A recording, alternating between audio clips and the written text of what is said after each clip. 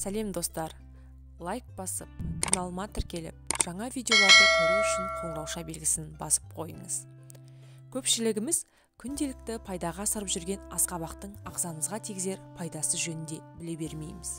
Асқабақ өнімдерін пайдаланудың өзіндік артықшылықтары да бар. Асқабақтың құрамында кальций, цинк, марганец, фосфор, йод, фтор мен магний элементтеріне жеткілікті.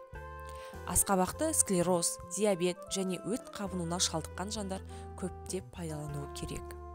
Асқабақ артық салмақтан арылуға көмектеседі.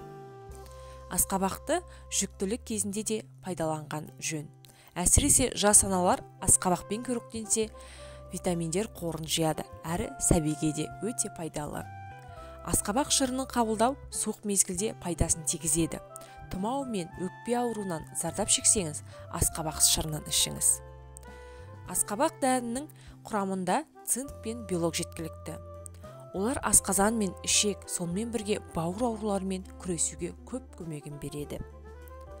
Егер сіз тері түрленуіне немесе тері ауруларына жиі тап болсаңыз, асқабақты қолданысқа енгізгеніңіз жөн.